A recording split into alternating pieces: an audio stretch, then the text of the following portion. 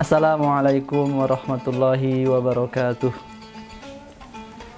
Bismillah walhamdulillah wassalatu wassalamu ala asyrafil anbiya wal mursalin wa ala alihi wa sahbihi wa man walah, la hawla wa la quwata illa billah, amma ba'du. Rabbi syrah li sadri wa yassir li amri wahlul 'uqdatam min lisani yafqahu qawli. Kembali lagi bersama Medinah, Media Dakwah Islam Indonesia Berkah. Adik-adikku yang berbahagia, selamat berjuang Islam. Pada kesempatan hari ini, perkenalkan saya Fauzan, ingin membahas kembali mengenai kisah-kisah para sahabat. Di zaman Rasulullah ada yang namanya Zubair bin Awam. Adik-adik ada yang tahu Zubair bin Awam? Ada yang tahu? Jadi Zubair bin Awam ini adalah dia salah satu sepupunya Rasulullah. Bahkan bisa dibilang dia iparnya Rasulullah.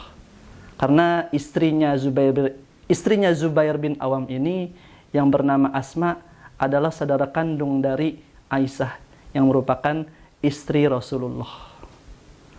Apa yang bisa kita petik dari kisahnya Zubair bin Awam yang merupakan salah satu sahabat Rasulullah?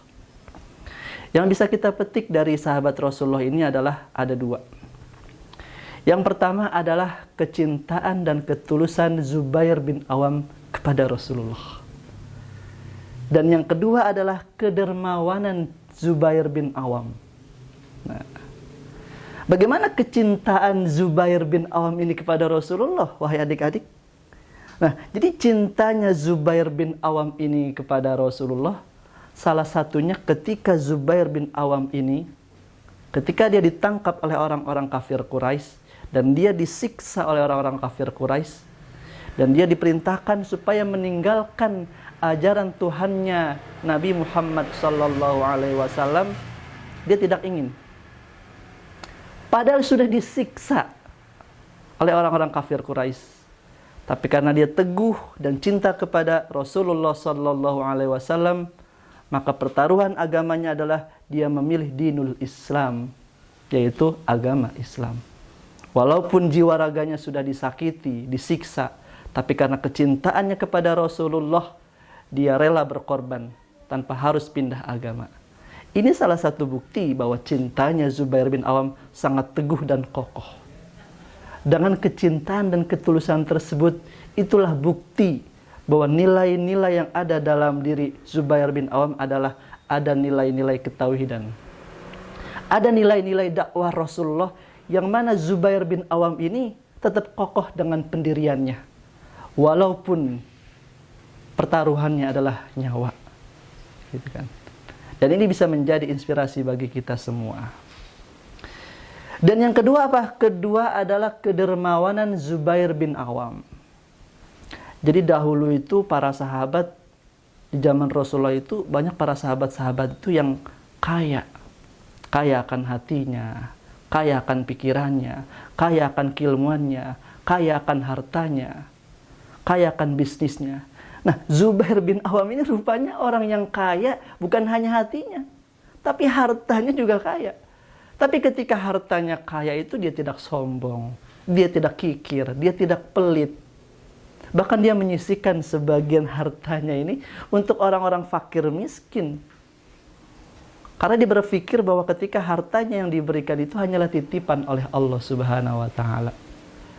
Dengan kedermawanan Zubair bin Awam ini, Allah ganti berkali lipat. Dan Zubair bin Awam ini termasuk orang-orang yang bisnismen yang berhasil dalam berdagang. Dan dia selalu menyisihkan sebagian hartanya untuk orang-orang di sekitar. Karena dia pusing, ingin dibawa kemana nih harta. Maka dia mengumpulkan orang-orang fakir miskin di sekitarnya. Dan sebagian hartanya itu disisihkan buat orang-orang fakir miskin. Dan inilah bukti bahwa kedermawanan Zubair bin Awam sebagai orang yang berhasil di zaman Rasulullah. Dari sini kita tahu bahwa sahabat Rasulullah SAW yang bernama Zubair bin Awam, yang merupakan salah satu sepupu sekaligus iparnya, berhasil dalam bidang agama, dalam bidang sosial, dalam bidang bisnis, dalam bidang segala-galanya. Dan inilah harapan kita kepada adik-adik semua, bahwa kita tidak hanya berhasil di dunia, tapi kita juga harus berhasil di akhirat. Silahkan kita memperkaya, tapi jangan jadi orang yang kaya sombong. Kita boleh jadi orang kaya, tapi kaya yang dermawan, kaya hatinya, kaya budi pekertinya, kaya hartanya, namun disisihkan untuk orang-orang sekitar kita. Karena kita tahu bahwa harta yang diberikan oleh kita itu merupakan ada sebagian hak bagi orang-orang sekitar kita. Semoga dengan kisah inspiratif ini dapat menjadikan momen untuk kita mendekatkan diri kepada Allah Subhanahu wa taala.